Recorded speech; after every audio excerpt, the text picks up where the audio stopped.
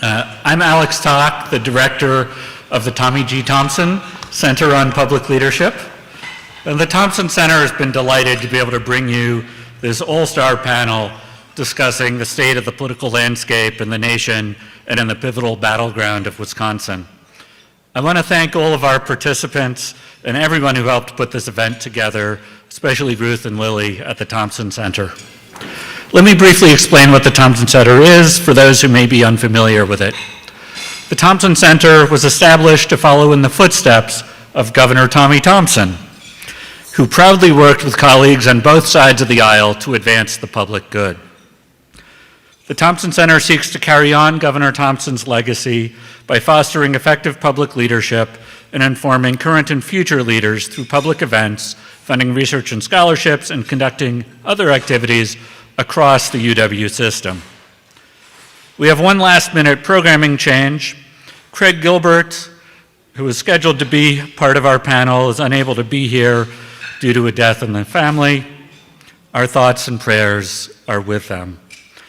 Governor Thompson, who knows a thing or two about Wisconsin politics himself, has kindly been willing to step in and replace Craig on such short notice. Thank you, Governor Thompson.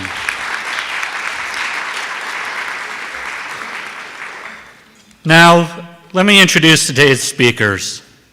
First, Charlie Cook is the founder of the Cook Political Report, an independent, nonpartisan political newsletter analyzing U.S. elections and domestic political trends.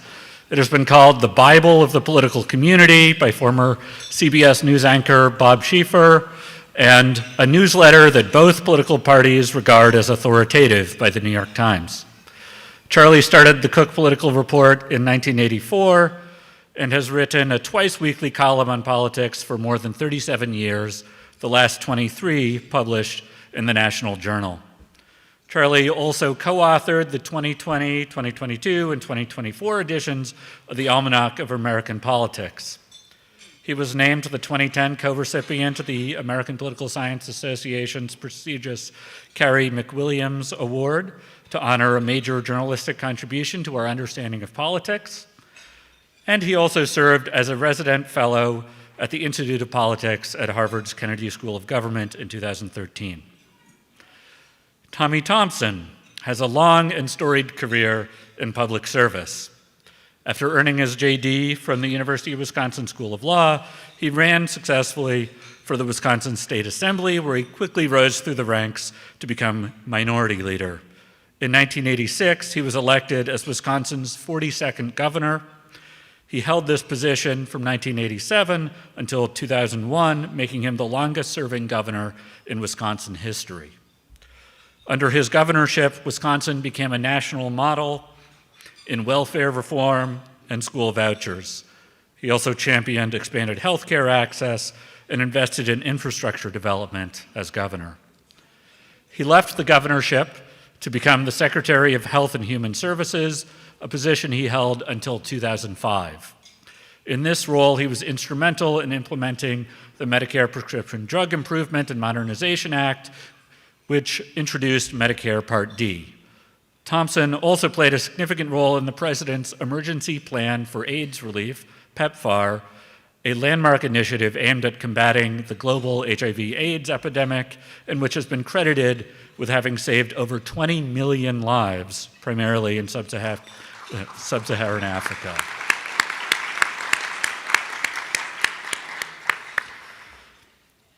Charles Franklin is professor of law and public policy at Marquette Law School, where he has directed the Marquette Law School poll since 2012. The Marquette Law School poll is ranked third of 539 pollsters nationally by the website 538.com, and the only poll with a perfect 10 score for transparency in reporting methodology and results. Charles was professor of political science at the University of Wisconsin-Madison for 22 years, and I'm proud to say was my colleague for a portion of those, before leaving to join the Marquette Law School in 2012. He is the past president of the Society for Political Methodology and an elected fellow of the Society. From 2002 to 2020, he was a member of the ABC News Election Night Decision Desk, and he holds a PhD in political science from the University of Michigan. Finally, our moderator will be Gerron Jordan. Gerron is an Emmy and Murrow Award-winning journalist at WISN TV in Milwaukee, anchoring the 12 News This Morning and 12 News at 11 weekdays. He also co-hosts WISN's Up Front, a political and public affairs program airing weekly across Wisconsin. He joined the 12 News team in November 2021. Previously, he worked as an anchor and reporter in St. Louis and in Lake Charles and Baton Rouge, Louisiana. At KTVI TV in St. Louis, Gerron covered the 2016 presidential debate, the search for the missing Berkeley woman Monica Sykes, and the Chicago Cubs' 2016 World Series title, among other events. At WVLA TV in Baton Rouge, he launched the Candid Conversation series focusing on issues like mass incarceration and environmental racism. His reporting on Cancer Alley earned him a 2021 Regional Emmy. And so glad to have him joining the stage now. So. I think this is really a terrific all-star panel. We're so excited for this event. So with all of that said, I will get off the stage and turn things over to Charlie Cook to talk about national politics.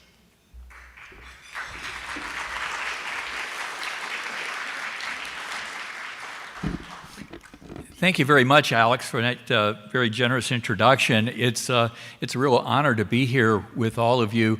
I remember probably 20, 25 years ago, somebody was showing me around the campus in Madison and pointed out the tablet about sifting and winnowing for the truth. And I remember that phrase just stuck in my mind. I think I've used it in a couple of columns over the years, but it's what not only a journalist, but any intelligent person should try to do. So it's just something that stuck with me all these years. And to be here with the Thompson Institute, and I told Governor Thompson, it's been a few years since I've seen him last, but that I think it's awesome to have an institute and to have all these going on while you're still vertical and can hear the praise. You know, that most time you're like in a box and horizontal before people say nice things about you, but you deserve all these accolades, and I think this institute is awesome.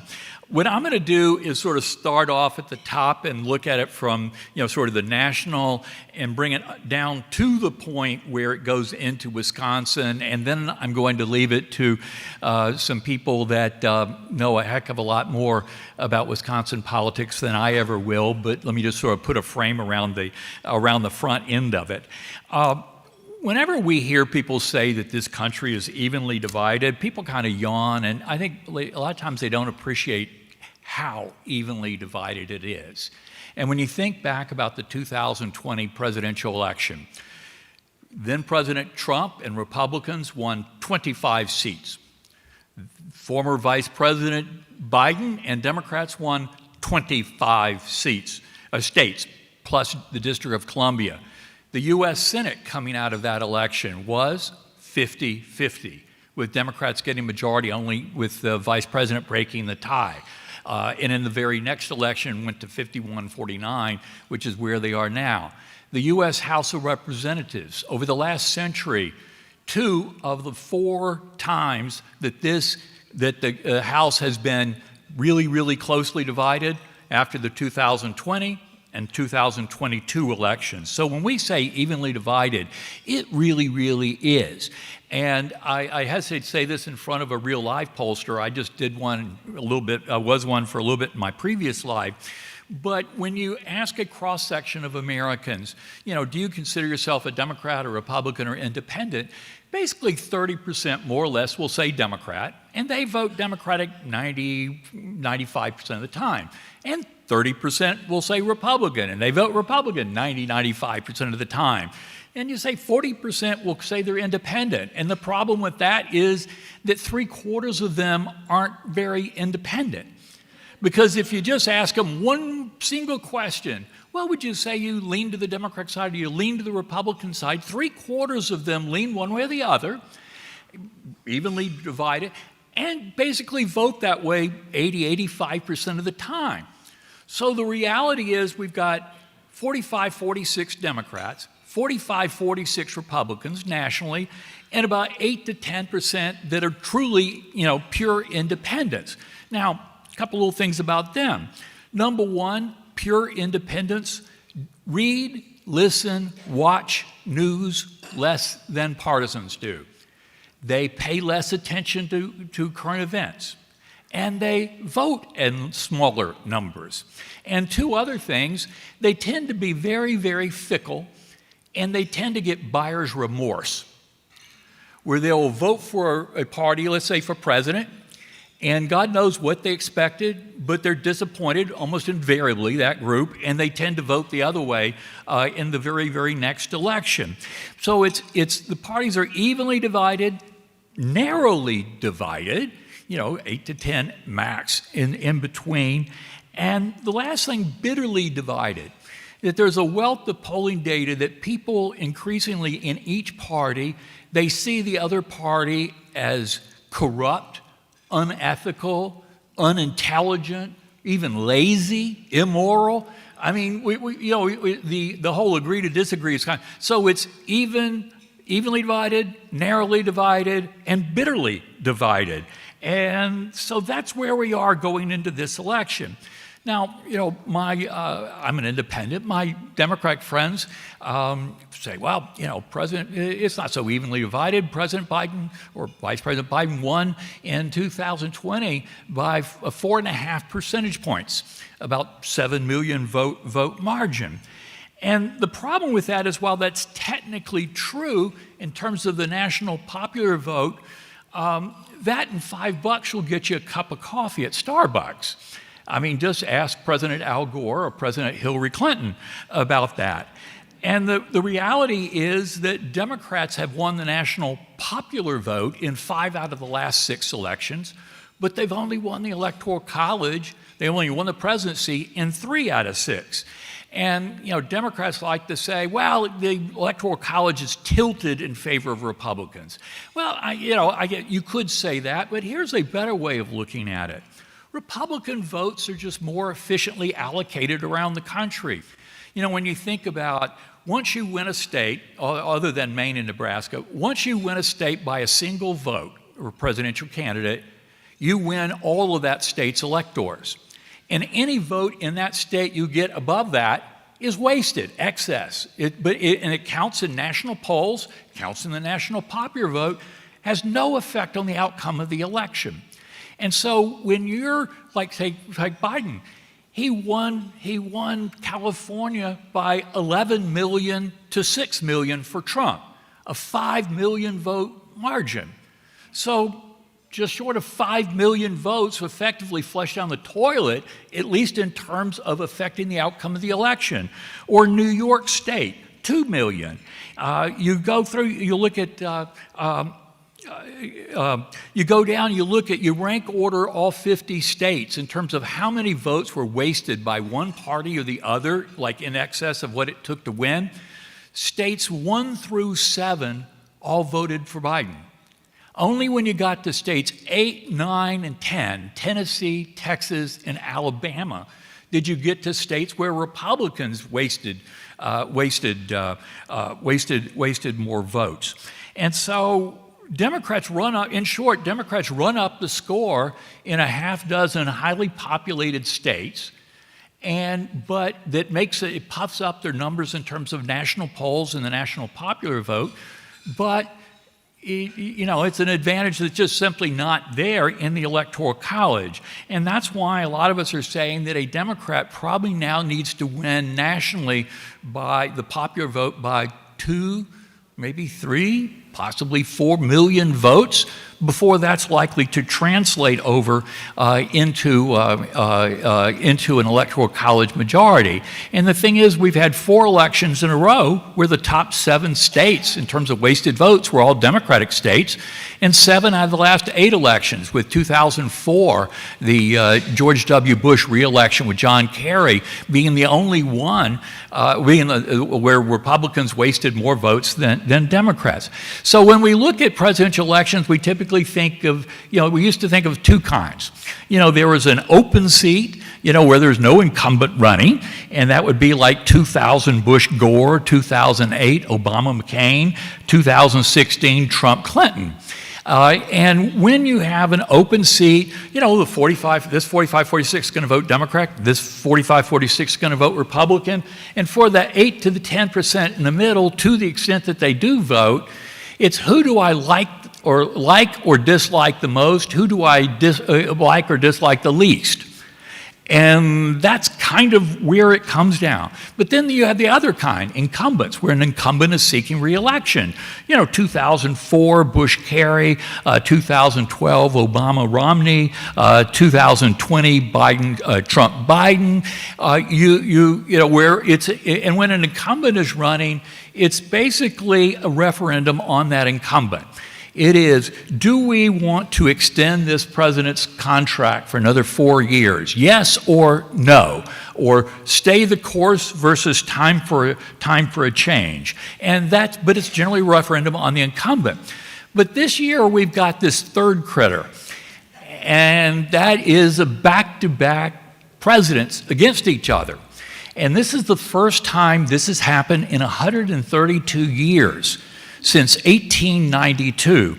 Now, we all fondly remember 1888, when Republican Senator Benjamin Harrison beat Democratic President Grover Cleveland.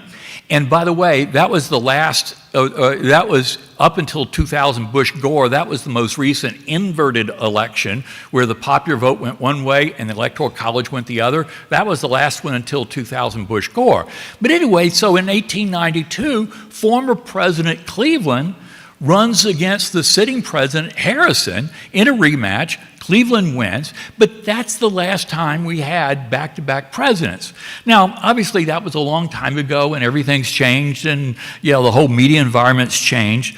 But when you have a back-to-back presidents facing off against each other, it frames it up as a question. Was I better off before January 1st, 2021, when Donald Trump left office, or am I better off since January 20th, 2021, when Joe Biden took over? And as basic as that sounds, we'd never been in this situation before. And in April of last year, we saw an ABC News Washington Post poll that asked the question, who do you think did a better job handling the economy? Donald Trump when he was president, or Joe Biden during the time that he's been president so far? And I don't know what a lot of people expected, but when ABC and the Post asked that question, and again, it was the first time I'd seen it anywhere, 53% said Trump, 36% said Biden, a 17-point difference. And I remember thinking, wow, I'm not sure I would have guessed it would have been that. And part of it is when you, as Ross Perot would say, look under the hood, Republicans, people that were Republicans, said that Trump did better by 93-4. People that are Democrats, obviously, they're going to think Biden did a better job, and they did, but only 80-14 as opposed to 93-4. And then independents said Trump by 54-31. So now, most polls we see ask that question, and whether it's about who did a better job or who do you trust as president or down a litany of lists, but even now, roughly 10, 11 out of 15 issues, when they ask variations on that question, Trump comes out ahead. And the thing is that whether, I'm not saying whether it's right or wrong, but that more voters seem to think, or at least in that swing group, the pivotal group, that things were better then than they are now. And that was kind of the crux of Biden's problems. And with that, you had the economy during Biden's first. I'm going to finish up in just a second. During Biden's first, from basically January through June of 2021, his first few months in office, his Gallup job approval rating was in the 54 to 57% range. And now, historically, that's not that great, but now with this tribalization, and 45% or so is going to say, you stink no matter what, that's about as good as it gets anymore. But you remember the inflation started jumping up in April, May. And remember the American Rescue Act and the 600 million checks or bank transfers went out to stimulate the economy was about a month earlier. And that's when you started seeing inflation starting to pick up. And from July till October, you saw President Biden's approval ratings drop 14 points. Now, when you drop 14 points, that's a lot. And I mean, I off the top of my head can't think of a time when we've seen a president lose that many points in that short a period of time. And so for the longest time, it was inflation. And then when inflation started coming down, and the Democratic theory of the case was, okay, the rate of inflation is going to come down, and then consumer confidence will come up, and President Biden's job approval ratings will come up, and his political situation will improve. Well, the rate of inflation did come down, and consumer confidence came up a little. It's still not great, but it was higher than where it was. But where President Biden's job approval rating is still stuck, in the range that it's been since September, October of 2021, his first year in office. So early on, but once the rate of inflation started coming down, Democrats were really hopeful that things would get better, but people began switching over to the cost of living. So the rate of inflation may be coming down, but my cost of living is still 18, 19% or so higher than it was before he took office. And that stuck around, and that's not likely to go anywhere. So that was his biggest problem, the border, number two. And number three was this growing sense back then of age. That some people age at a faster rate than other people. Some shows more that there's a 3.5-year difference between Donald Trump's age and Joe Biden's age, but it looks like it's at least 10 or 12 years, and we've all seen the presidency age people a great deal when they've had that office. But then now we've seen it rising over higher and higher. And to be honest, I thought back in last summer, I kind of expected that President Biden would announce he was not going to run again. I mean, because when you look deeply at the data, as these guys do, when you look at the data, it's like, wow, any fair-minded look at these numbers, if you've looked at polls for a long time, would say, this is a really bad idea to try to run again. That's sort of where we was last summer, last fall, Christmas, and it wasn't really until that debate that it became as publicly aware that people sense, wow, that is. And so now, age, health, cognitive ability, all of that has gone up where it's higher now than inflation economy, or the border for that matter. And the thing about it is things may, he could do some good interviews, but the thing is, he's not any younger, he's not going to be any younger next month or the next month or the next than he is now. And, age kind of works that way. And this is a problem that's not going to go away. Now, in 20 words or less, there are, 45 states, more or less, or 40, let's say 48, 49, that are baked in the cake, that we know where they're going to go. And the only way that number expands is if one side's just getting completely clobbered. But we sort of know where they are. And of the 25 states that Trump won in 2020, he is well ahead in all 25.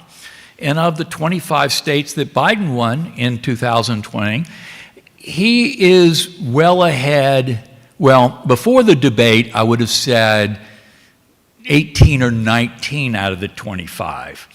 And now we're starting to see some rumblings in Minnesota, some in New Hampshire, some in Virginia, some in New Mexico, which are sort of the fringe swing states on the D side, so that if things get really bad for a Democrat, you got to look over those to sort of join the group of swing. But the three of the swing states that are across the Sun Belt, Arizona, Georgia, Nevada, I think they've been out of reach for President Biden for a good while. And so what that means is he's got to sweep Wisconsin, Pennsylvania, and Michigan. And to give you an idea, assuming everything else votes this way it does, if Trump wins all 25 of his states, if he wins Arizona, Georgia, Nevada, that and Biden wins everything else, including the 2nd District of Nebraska, that's one of the 2 states with Maine that splits up, Biden will have exactly 270 electoral votes, precisely. Not a single elector to spare. And so when you hear people say that the president's path to re-election is uphill, it's narrow, I mean, because there's really not a replacement state if he loses Wisconsin, Michigan, Pennsylvania. There's not a plausible replacement state. If he loses any of those, or for that matter, 2nd District of Nebraska, it's gone. So there's no margin for error. So you guys have 50 yard line seats for a great football team, that only plays 3 games in the season. And you got 50-yard line seats for this, so it doesn't get any better than that. And so, for any of you who have kids or small kids that are real little, I'd buy lots of DVDs. I'd keep them away from seeing the television because they're going to see stuff that really nobody ought to see. But anyway, let me turn it over to these guys, and I know we've got a Q&A coming up later on. But thank you all very much.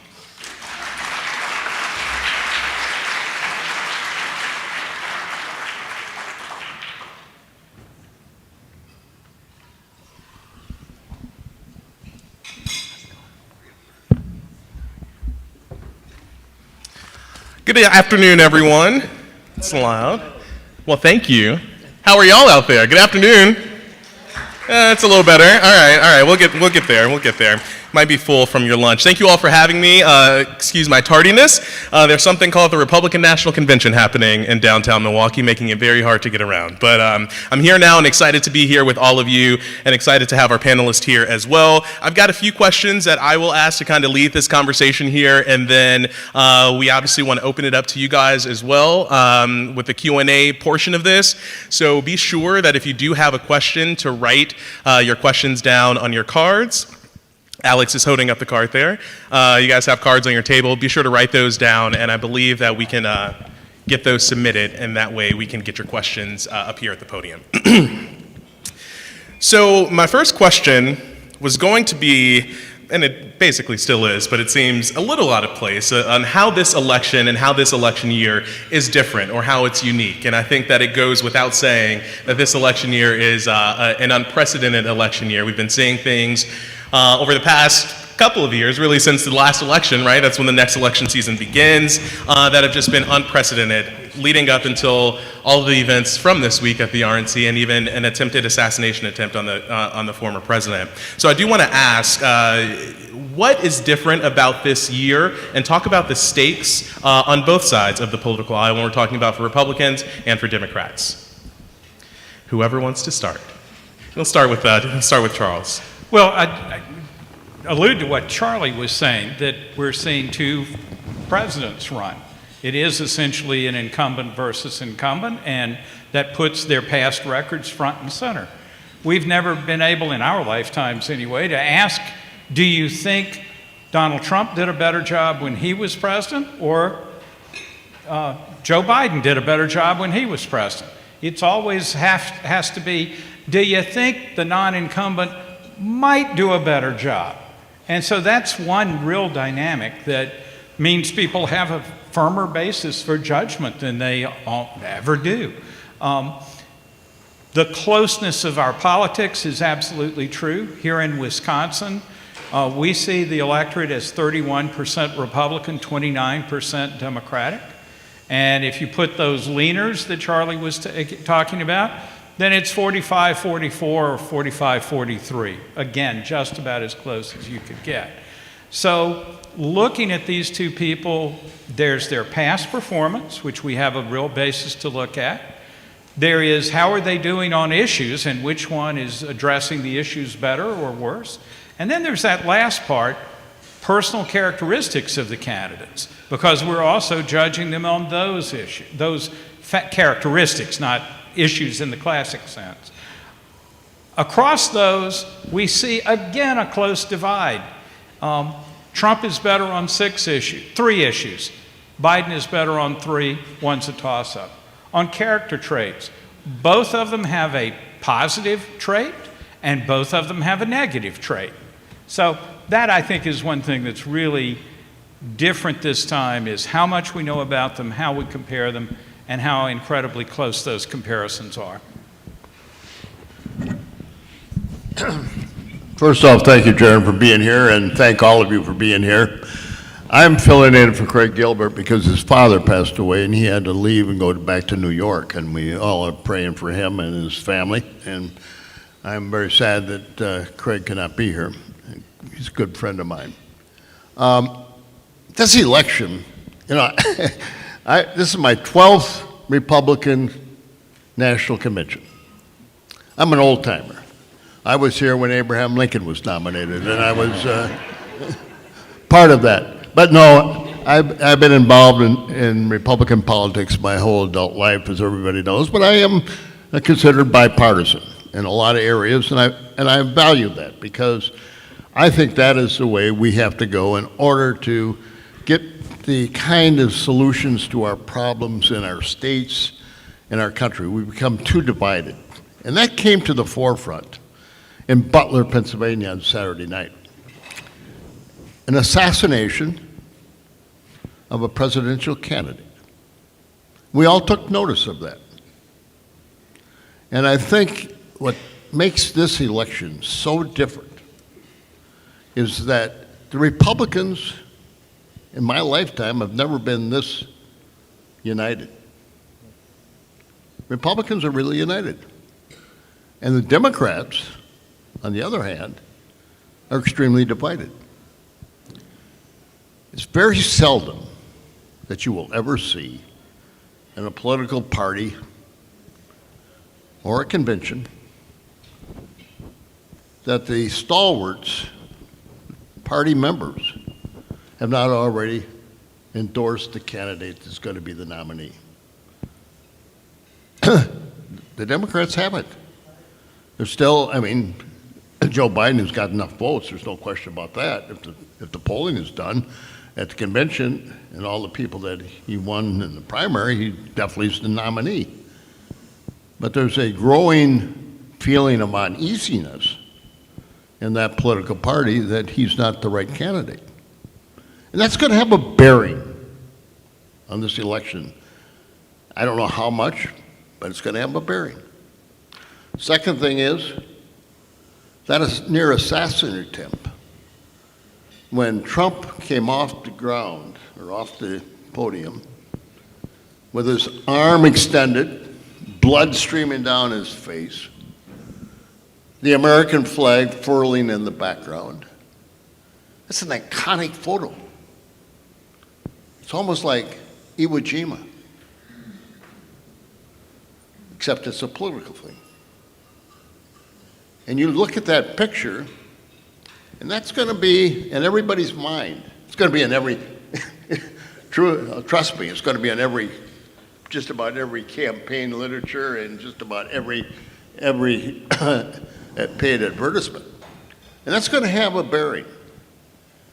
And I think that is completely different. We've never had an election when within 140 days, the president was almost assassinated.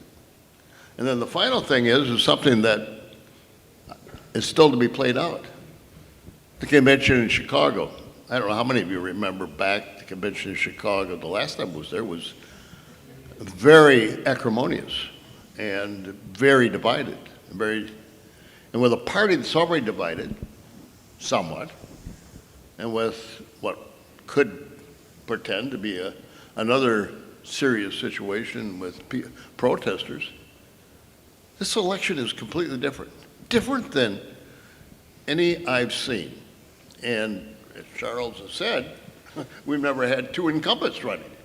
And so all of this together makes this probably, for these professors, they'll be studying this and Charlie will be writing about this for forever. And that is interesting. So the big difference, Gerron, is the facts and the circumstances right now of what has taken place in the last week, the two political parties, one being united, one being divided, two incumbents, as Charlie has indicated, and Charles says, this is a stimulating campaign, and the truth of the matter is, the world and the country are going to be looking at one particular state, the best state in the country, Wisconsin. Their 10 electoral votes are going to be the difference. Really quickly, just a follow-up to that, because we talk about the events of the past couple of weeks, not only the assassination attempt, that first debate performance in late June. Where was the race, really quickly, where was the race before June 27th in that first presidential debate? And obviously you had these events on both sides of the aisle, and so it's a very different picture now. But where were we just 3-4 weeks ago? I think leading into that debate, I was giving the president about a 1 in 3 chance of winning. That, look, nationally in terms of national polls, popular vote, it was running basically more or less, basically even. There'd be occasionally a poll that would have Biden ahead by a point or so, but most of them would have more Trump ahead by a point or two, but basically real close. But the thing is, real close nationally is not a good outcome for Democrats in the Electoral College, as I talked about. And that President Biden just seemed to have such a narrow, tiny window to get through to get to 270 that given all the other things we were looking at, it just seemed a lot less likely that he was going to win. So I would have said 1 in 3 chance before the debate. After the debate, I don't know, 1 in 4. I mean, it's at some point it's like bad luck to go longer than that. And then after the assassination attempt, and when I'm looking and think we've seen some signs, if I'm Trump, if I'm former President Trump, if I had an advantage before the debate, if I had a bigger advantage after the debate, then I had this assassination attempt and all the circumstances around that. At that point, I can take the high road, relatively speaking, higher road, relatively speaking, because I'm ahead. And he's got to catch up. And you generally don't catch up, close the gap with the high road. And so I think, and I'm not saying it's all politics, because, having somebody shoot within, an inch or so of killing you, that could easily have an effect on people. But I think that clearly there is a tonal difference from former President Trump, from his campaign, and I think the signals come out. Dial it down, not necessarily for, you can put it wherever motive you want, but dial it back a little bit because A, the public probably wants it, and B, we're sitting at a good place. We can go into a four corners offense and just play out the clock. And they're in a position they could do that. You like sports? Yeah, it's another good analogy. You mentioned just in your remarks a few minutes ago about the election, the inverted elections, where a candidate wins popular vote, but not the Electoral College and vice versa. You mentioned, I was not around in 1888, so I don't remember that one. But I do remember 2000, Al Gore, the election in the Florida recount in the mess in 2016 as well. why does it keep happening more often now, it seems like, than, you know, you mentioned the first time since 2000 was back in 1888. Why are we now seeing repeated instances of this? We saw it in 2000, 2016 as well. Well, I'll say one thing, and then I want to hear it from the others. Because the country is so narrowly divided, things that we never had to think about, we have to think about. And you think about 2016. You know, people looked at 2000 Bush Gore and they say, oh, that was just some kind of a statistical fluke. It'll never happen again in our lifetimes. And then it happened 16 years later. And now it's more front and center, but the country's that close. And the key is, I think, is that Democrats once were pretty competitive in small town, rural America, and now they're not. And when you look at how the U.S. Senate is constructed, when you look at the Electoral College, it's pretty tough if you're just non-competitive in that many states. And that's sort of where Democrats are, and it's a real disadvantage. My colleague David Wasserman said a few years ago that if Democrats really wanted to take and hold on to the House, they should go through a massive voter relocation program to urge Democratic voters to move away from the cities and move out into exurbs in small town, rural America, where their votes are more needed than congregating in tighter and major metropolitan areas in just a handful of states.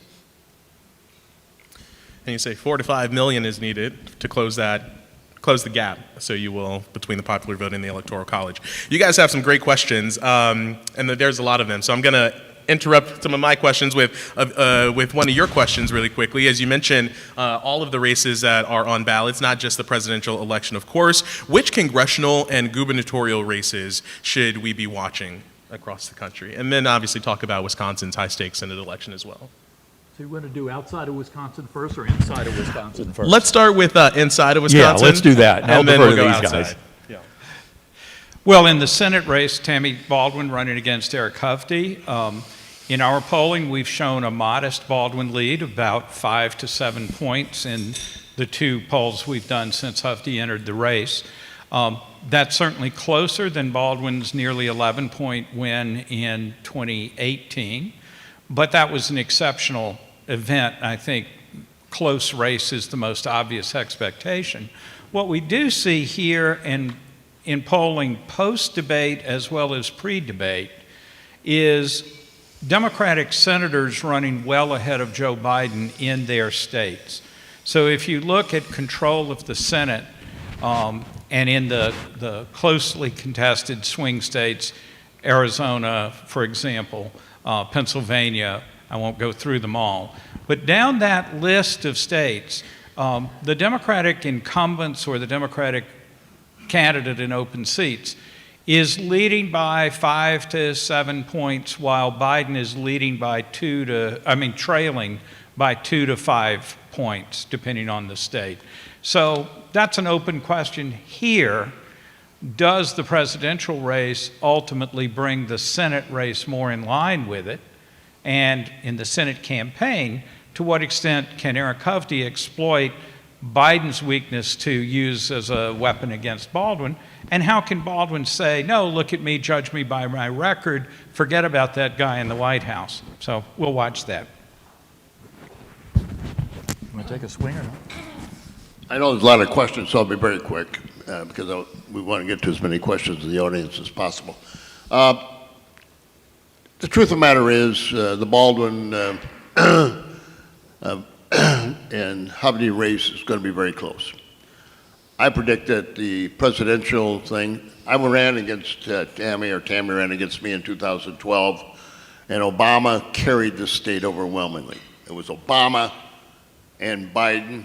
Romney didn't come into the state. I did better than Romney did, but if Romney would have come in, I could have won the race, but he didn't. It was president, I know this for a fact, president, and then they voted for Tammy Baldwin, and then I came in, but they dropped off from there. President in Wisconsin, the voters follow the president vote a lot. And so if Donald J. Trump wins, big in Wisconsin, Hovde has got a very good chance of becoming the next U.S. Senator. Congressional races, if Baldwin is still ahead and could still win, but it's going to a lot depend upon how big, if Donald Trump carries the state, and I think he will. Number two, I think in congressional races in Wisconsin, it's always the 3rd Congressional District, La Crosse District, which is the closest, Derek Van Orden, and the Brian Style race down in Janesville and Beloit. The rest of them, you can, as Charlie would tell you, pretty much, or you can pretty much take it to the bank who's going to win. So in Wisconsin, there are really only 2 congressional races that are in play, and that's the one up in the La Crosse area, my home area, and the one in the Janesville-Beloit area. Those are relatively close and could be closer, but I think this is looking like a Republican year because not so much of anything other than the fact that the assassination attempt and the Democrat division of the party, I think it's going to pretend very well for a Republican year. I don't have the statistics like Charles or Charlie, but that's my gut feeling, and I always go with my gut in politics. You know, when you look, voters now, there's less ticket splitting, more straight ticket voting than we've ever seen before. And that in 2016 was the first election year in our history that every single U.S. Senate race was won by the same party as was winning that state in the presidential race. All 34 of them, as I remember. In 2020, it was 33 out of 34. Susan Collins in Maine was the only person to win a Senate seat in a state that voted the other way in the presidential. You know, in the House, it's about 95% of House members are in districts that their party carried in the previous one. And so as Democrats look at President Biden getting weaker and weaker, they're looking at this whole situation like the proverbial long-tailed cat in a room full of rocking chairs.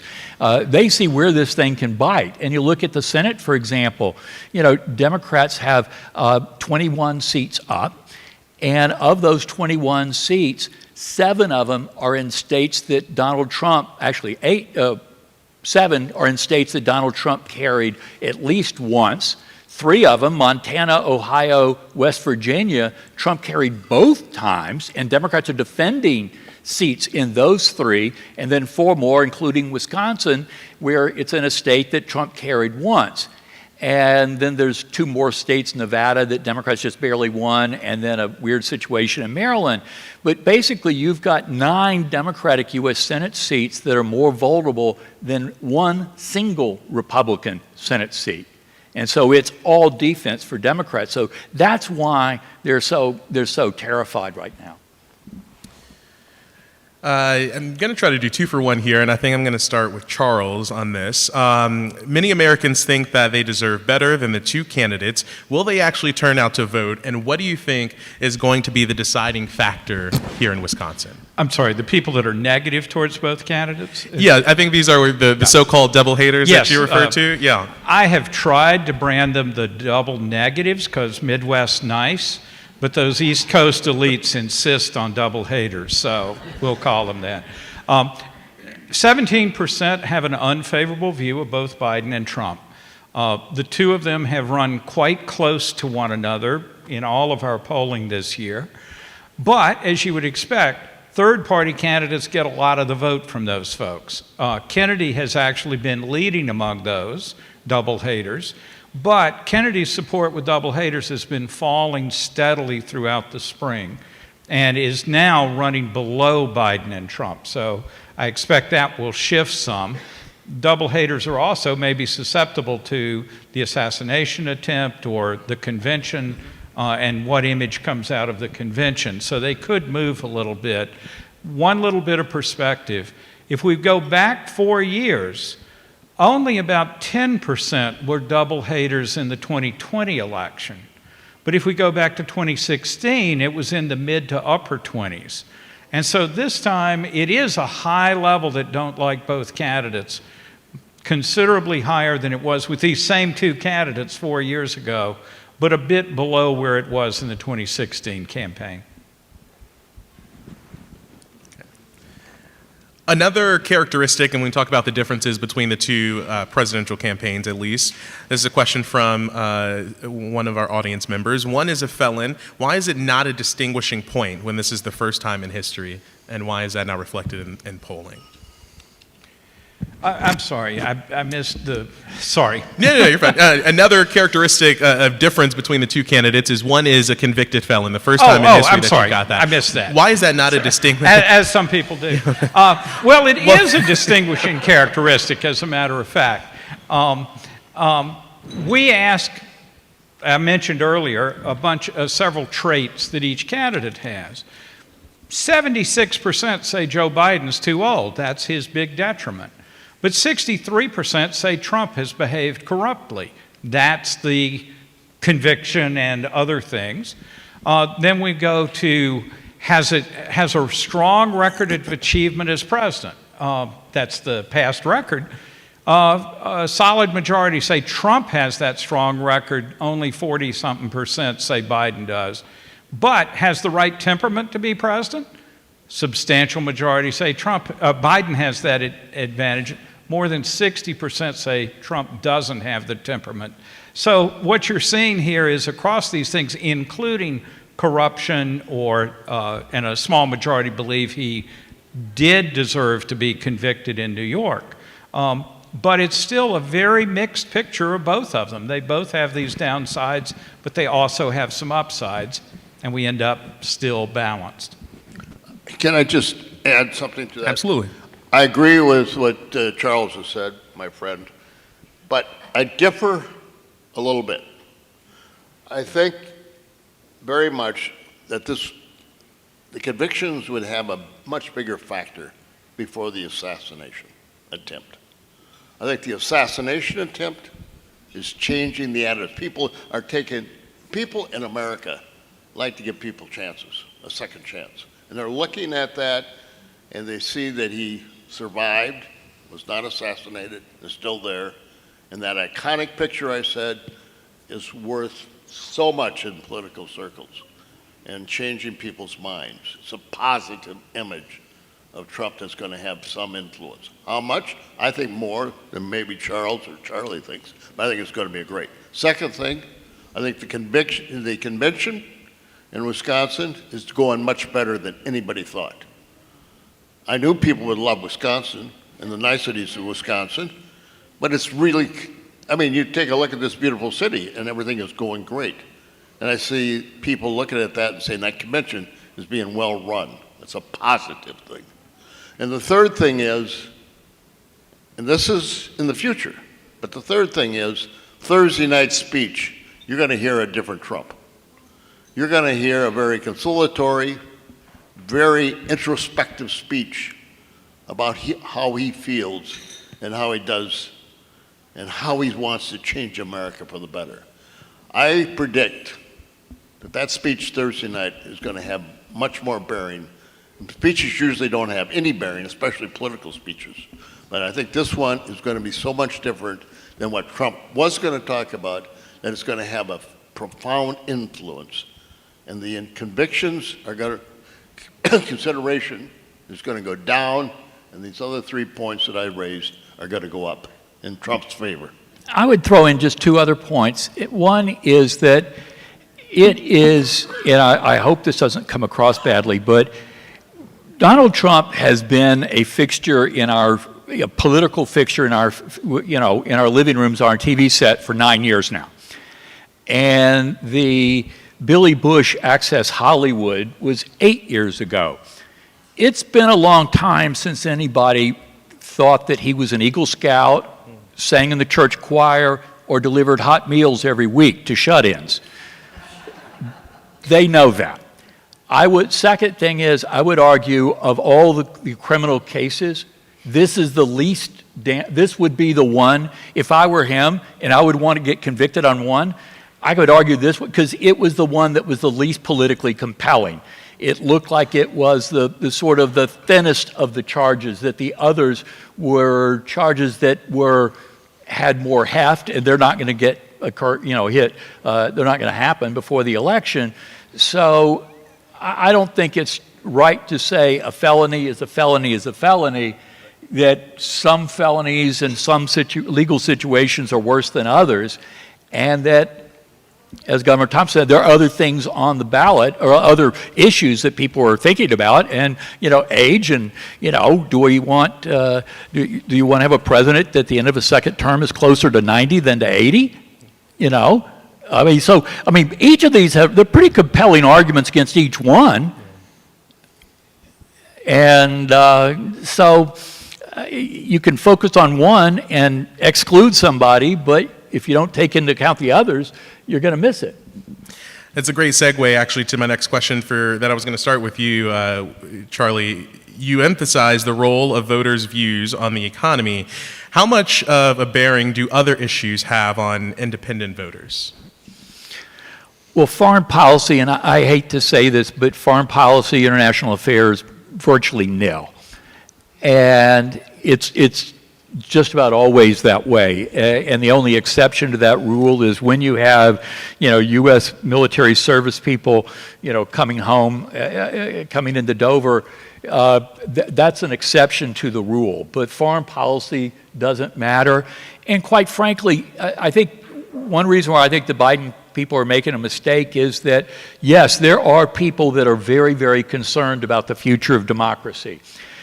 But they're not people who have the people that are worried about the future of democracy are not people that have entertained the possibility of voting for Trump in a long, long time.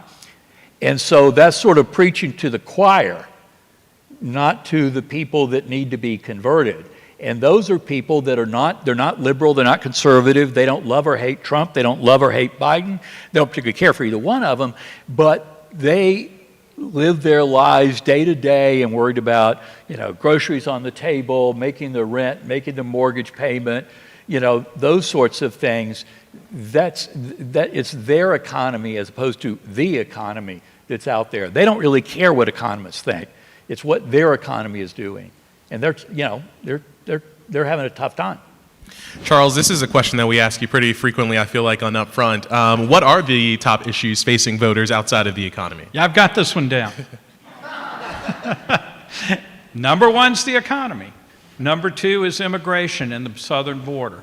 Number three is abortion policy. Number four depends on who you ask, but Social Security and Medicare probably. And then other issues, which I won't mention, go down the list, including Israel and Gaza. But there are huge partisan differences. For Republicans, it's the economy and immigration and nothing else registers. For Democrats, it's abortion policy, number one, followed by Medicare and Social Security. The economy is only in third place, and for them, immigration is like 2%, wildly off the table. But independents, to come back to the people that you might actually persuade, let me take a moment to say, this is somebody, Governor Thompson, who could persuade voters and win 60+% of the vote. Now, when we're not talking to those independents, neither side is doing a very good job of winning a landslide with them. Those independents right now care most about the economy and then immigration, but they put abortion policy down in 2 or 3%. So there's a big gap between them and Democrats on the abortion issue.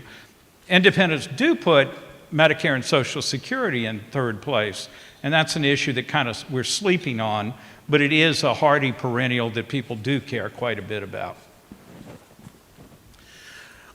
Taking it away from kind of the polling and the issues for just a second, another great question from our audience, and Governor, I'll start with you. How can we become more bipartisan, or is it too late for that? Thank you for that question, because this is one I really like. We've become way too partisan in this country, and I'm talking as a Republican. Both parties hate each other. That's too strong. Really dislike each other strongly. They don't communicate. When I was in the legislature, we'd fight all day, and we'd go out and have a beer with each other in the evening and have a steak and solve the problem. You don't do that. You don't go out with a if you're a Republican, go out with a Democrat and have a beer. If you do go out and have a beer, if you're a Republican, the Democrat will call the cop and say they're drinking, arrest them for drunk driving. And what we have to do, which I did when I was, just think of this, when I was governor, Democrats controlled both houses. And they didn't think I could get anything done and passed. But I came from the legislature, and I knew all the Democrat legislators. And so I used to invite the Democrat leadership in every Tuesday morning and have coffee. I'd have to buy. But I'd bring them in and have coffee. Say, this is what I would like to do. What about you? What do you want? And then I'd invite the Republican leaders in later in the morning. Then that afternoon, I'd invite them all back together. And I said, this is what I want as governor. This is what the Republicans say they can do. This is what the Democrats can say they do. I said, we're not that far apart. You know something, if we just thought, and we wanted to do something good for Wisconsin, let's move a little bit, and let's reach an agreement. Guess what? A Republican governor and a Democrat legislator, and Jim Wood would attest to that, got more accomplished than ever. And we both took credit for it. And as President Reagan said, it's amazing how much you can get done if you don't care who gets the credit. So I would give Democrats credit for what they did. I'd give Republicans credit for what they did. I didn't need any credit. I had a 4-year term. And that's what has to happen. People have to start talking to each other, communicating, instead of hurling insults and throwing millions of dollars on the TV telling people how bad in 30 seconds you are. You look at television, you would think every one of these candidates should be in jail and never get out. They're that bad. But it's on both sides. And President Biden, to his credit, said on Saturday night, it's gotten too bad.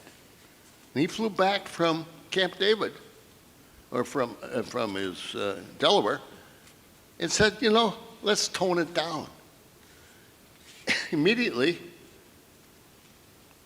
Donald Trump and Biden had a conversation. Biden and Trump talking to each other on a telephone. Don't tell anybody. They got along. And it toned down. And hopefully, the speech that I talked about before, which I think is going to happen, you're going to hear from a new Trump, a different Trump. A Trump that's more reflective, more all-inclusive, and more visionary as to what he wants to accomplish for all Americans. And that's going to be a giant step forward, I think, and I hope after this election, that's going to portend the future direction of partisan politics to a certain degree. I just jump in a second. I don't have a solution, but I've thought a lot about the diagnosis of the problem, and I'm looking at it from the standpoint of having been in Washington for close to 50 years, that and not Madison. So there was a time 30, 40, 50 years ago where there were a ton of conservatives in the Democratic Party, voters, elected officials, members of Congress. There were a ton of liberals, Republicans, voters, elected officials in Congress, ton of them. Each party had a ton of centrists, and those centrists, Republicans or Democrats, they could survive primaries back in those days. But then you started seeing this sifting out, where the parties started, people who were conservative Democrats, they died, they changed parties, or they lost their election.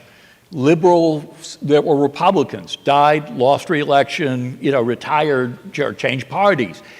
And centrists stopped winning primaries and eventually stopped running for the most part. So now what you see, instead of two parties that overlap substantially, each one with strong moderating influences to keep their extremists from going too far, those moderating influences are gone away. And then you throw in the different media structure we have today, and social media, and all these things where people live in silos, and they're just building up intensity, partisan polarization, so that now most people don't have any friends that are members of the other party. I mean, they're not, they just live in their own bubbles and don't react. And that's exactly the way Governor Thompson was talking about things have changed in legislative bodies, is that there's no comity in politics anymore. In that, excuse me, in that same vein, you talk about, this is another audience question here, could you talk about or comment on the loss of confidence in the overall electoral process and how you regain that trust? Well, I think there is a drop. Right now, it's been especially concentrated among Republicans after the 2020 election. But when we ask about threats to democracy, both sides see threats. Democrats see threats coming from Republicans, from Donald Trump, but Republicans see those threats coming from the 2020 election. And so there is bipartisanship, but it's the bad kind of bipartisanship where each sees the other as the negative influence. We haven't seen opinion on that change much at all since 2020, with very different views between the two parties and with very little movement for getting more or less confidence. I do think this is one area where the stalemate in government is a problem. We have found it completely impossible for the legislature and the governor to agree on any set of changes to the electoral process here in terms of drop boxes or early voting or any of those things. So in an earlier era, we might have seen some middle ground found to improve people's confidence, and unfortunately we just haven't seen that. You know, each party, the feelings about the other party that there's nothing that the other side would not stoop to gain or hold on to power. Absolute conviction among so many people in each party. And each party, people in each party advance a narrative that I think is just hokum. And on one side, there is very, very, very little voter fraud in this country. I mean, there are a lot of things we screw up, but that's not one. And if any of you sort of doubt that, look at lostnotstolen.com, a report done by a group of leading Republican and conservative legal authorities, leaders, that looked at all the charges from 2000. It basically found there was nothing there. There just wasn't. But on the other hand, with Democrats, voter suppression. They're keeping people from voting. And there's studies that show it's never been easier to vote. Never been easier to vote than now. So that this idea that people are having to walk on broken glass and over hot coals in order to vote, that's just simply not true. And that Charles alluded to this, a lot of the fights that we're having now about Republicans wanting to restrict the right to vote, basically it's a fight over things were changed during 2000 because of the pandemic. And basically there were some shortcuts done to enable people to vote. And maybe not every I was dotted, maybe not every T was crossed, but there was a feeling that because of the pandemic, we need to do it. Then the fight is Democrats wanted to hang on to all of those pandemic changes, and Republicans wanted to go back to where it was in 2018. Now, the thing is, the system didn't completely suck in 2018. I mean, so that there's not that big a difference between the two. But when you assume the worst about the other side, you just grab hold of that narrative and won't let go, and learning any facts or sticking around to find out what the facts are, just less important to a lot of people. Let's go back to polling here for a second. Another audience question here. I don't trust the polls. 538 had Hillary beating Trump 85-15 or so. How do you explain 2016? First of all, you want to debunk the 85-15? I had nothing to do with that. I was going to say, that That's wasn't not, your that's fault, not, Charles. that's That not was what the Nate had. market. That's not what Nate had anyway. It was like 27 or Though, 28%. true confessions, I got 2016 wrong. Let's never forget that because it'll be on my tombstone. Look, polls are simultaneously useful but not perfect.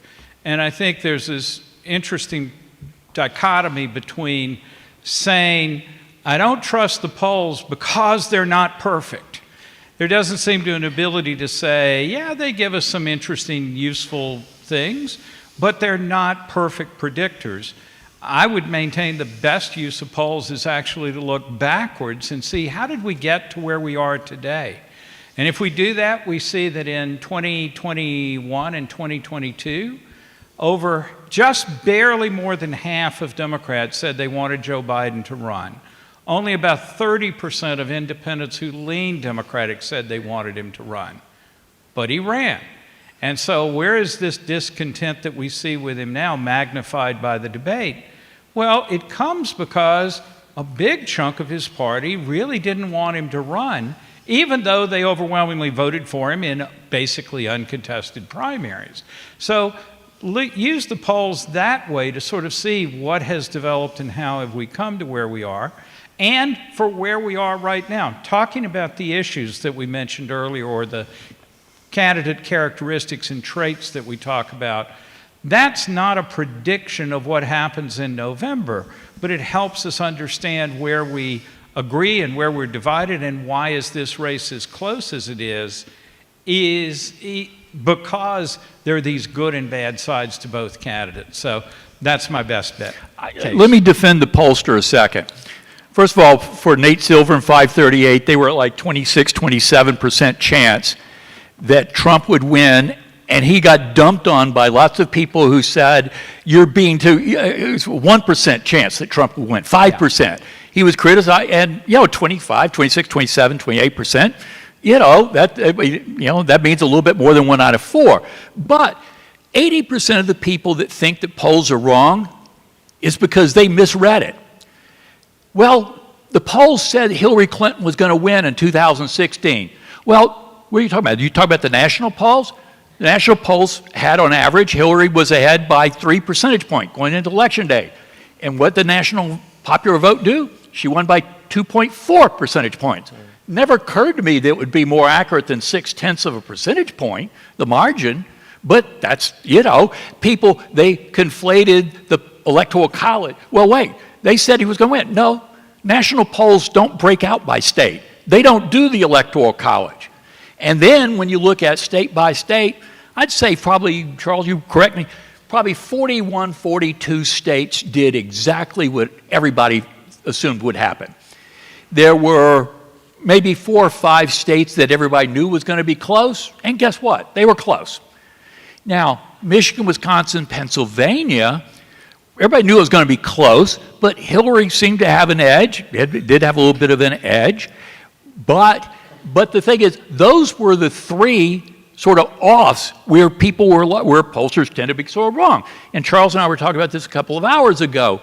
And I don't think many people would argue with the statement that Hillary Clinton probably had the worst last month or last 2 months of any presidential nominee in history. I mean, that was just wretched. Just the last week was horrible for the Comey and all that. Interesting, what were the 3 surprise states that year? Michigan, Wisconsin, Pennsylvania. What were 3 states that in 2016 had some of the most restrictive early voting practices in the country in 16, not now? Michigan, Wisconsin, Pennsylvania. Virtually all of the vote was Election Day, while other states started back in mid-September. Now, if people have already voted, anything that happens after that point is not going to be changed. But the thing is, when you've got a candidate that's having a really lousy last week or 2 or 3, any state where virtually all the vote is on Election Day is going to show that a lot more than states where people voted a month or 6 weeks earlier. I mean, I think the first voting this year starts on September 16th. Those people that can vote, that's great. But anything that happens after that point, they can't change their votes. But anyway, the polls were never they'll never be as accurate as they were back when everybody had landlines and there was no caller ID or voicemail. They'll never be that good again. But they were not as accurate, as precise as we thought they were. They're not nearly as bad as most people out there think it is. Because most of that criticism, I mean, there is criticism, there's legitimate criticism, but generally speaking, it's not what they're pointing to because they're not even aware of what the problems actually were. Charlie, that was a great explanation. I just would like to add one quick thing. Politically, Hillary never came to Wisconsin. She stayed away from Wisconsin. And if she would have come to Wisconsin, she would have probably carried Wisconsin. I mean, you're not going to have any difficulty But they were coming and something happened and they scrubbed a trip. Yeah, but you're right. I mean, they show up. It's a fact. People in Wisconsin like to see the candidate. They don't like to be overlooked. Wisconsin has been overlooked for too long, and I hate that. And so if you don't campaign here, you don't ask and expect thee to shall receive. Tonight, actually, we're going to hear from Ohio Senator J.D. Vance and his introduction to the nation, really, from right here in Milwaukee at the Republican National Convention. I want to get your thoughts on the pick as J.D. Vance, as the VP pick for Trump and what that ticket looks like. And also, this audience question, is the choice of running mate a bigger factor this year than in previous presidential elections, and why do you think that is? Not for the Republicans, probably be for the Democrats. J.D. Vance, I think, is a fantastic pick, and let me tell you why. Here's an individual from a broken home, extremely poor, nobody ever expected much out of him. And the fact that he picked himself up, went through school, graduated with high honors, which I never did, at Yale,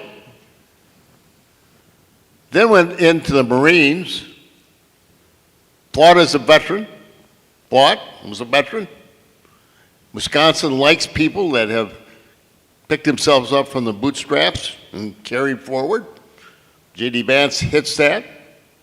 Veteran. Wisconsin loves veterans. Another positive. Number 3, came back, started a company, and was successful. Nobody ever expected J.D. Vance could ever do that. He did it. He was a winner in everything he did.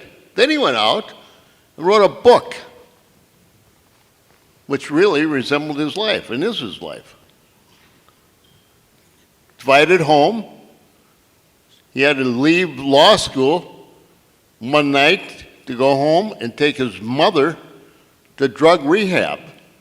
And he drove all night to go back and take a test. Those kind of stories resonate in Wisconsin, and I think they'll resonate across the country. Number 1, I think it's a good pick. Number 2, Trump loves him.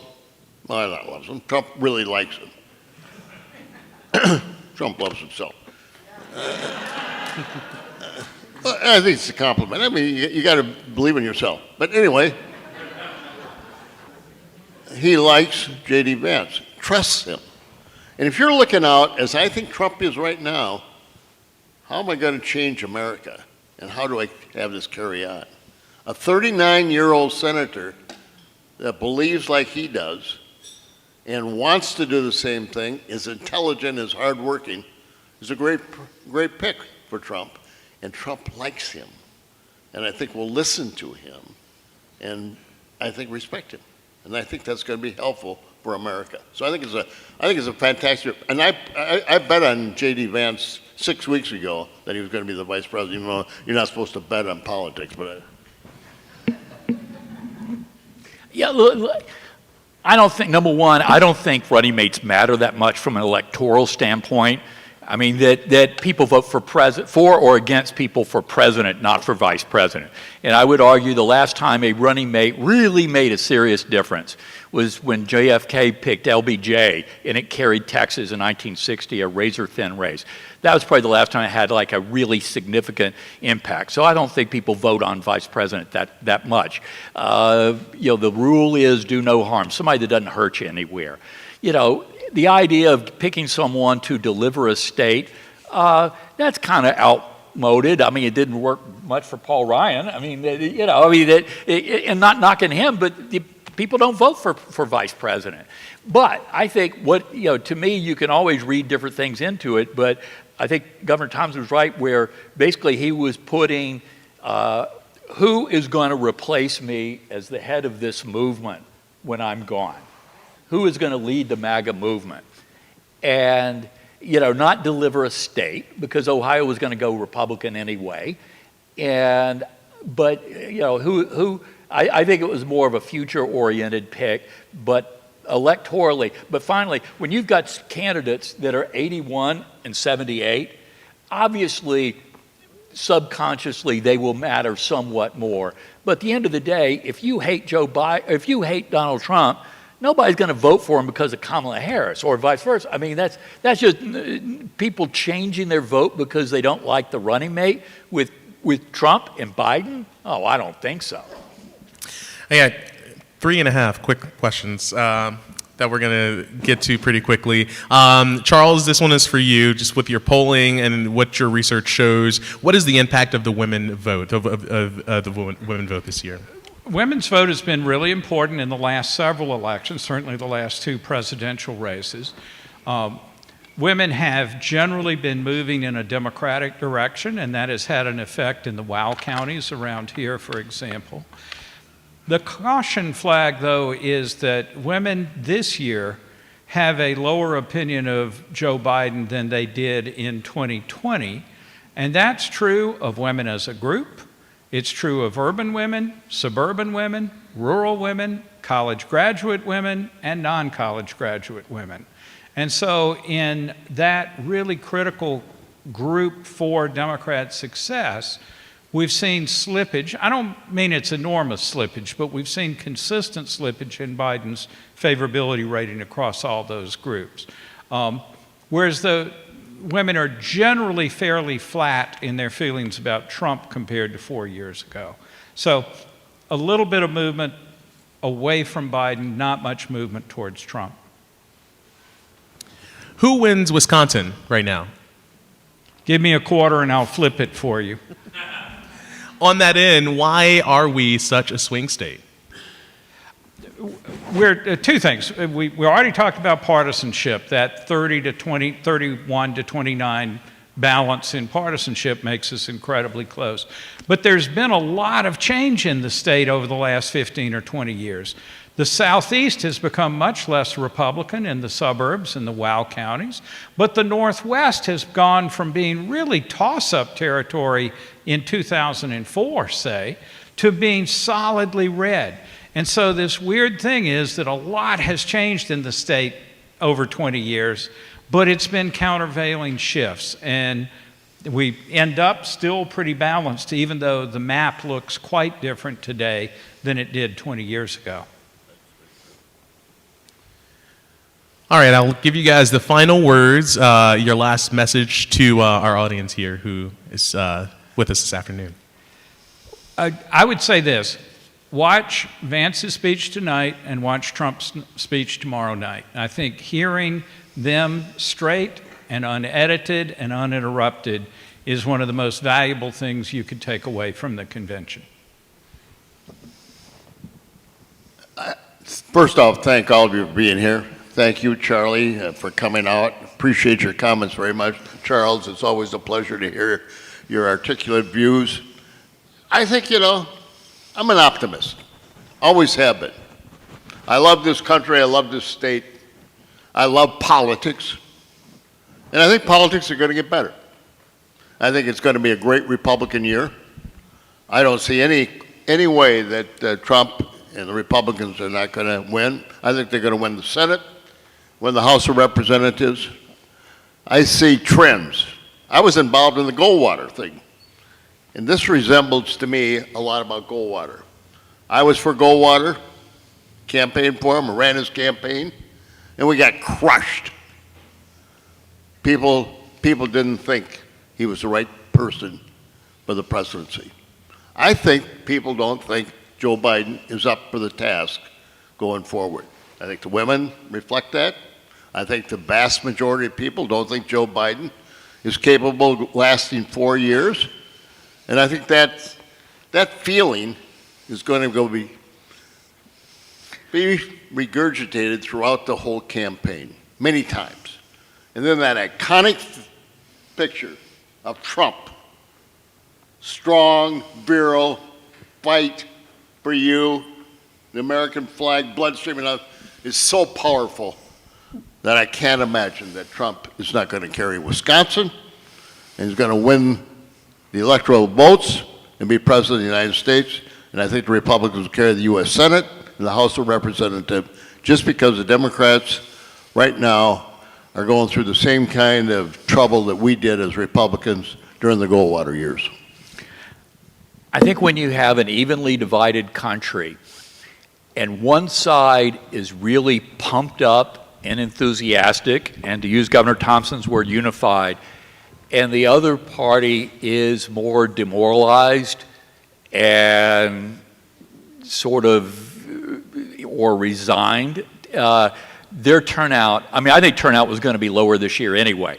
I think Democratic turnout is going to be a lot lower, which is what could lead to some of these catastrophic predictions about what may happen for Democrats, is because Democratic voters are just not motivated, and that if J.D. Vance tonight, if Donald Trump the next night, if they can basically have a, not high, I mean, nobody expects them to say only nice things. That's not, you know, this is a real world, you know, but take a higher road than one might have guessed a couple weeks ago, a month ago, with the advantages that Trump had before the debate, after the assassination, that it will be very, very hard for Democrats to close that gap. And so going 3-0 for Wisconsin, Michigan, and Pennsylvania, wow, that is a low percentage shot. A lot to watch for over the next couple of weeks and months. Can you please give it up for our panelists here? Charles, Governor, Charlie, thank you so much for your time. Thank you to the audience for your great questions. Thank you for having me. Thank you for being here this afternoon. For all of our visitors to Milwaukee who are here for the convention or who are just visiting, hope that you enjoy your stay. For those who make Milwaukee home, shameless plug, I hope that you join me and our political director, Matt Smith, every Sunday morning for Upfront on WISN 12 and wherever you are across Wisconsin. Thank you guys for having me. Appreciate it. Alex?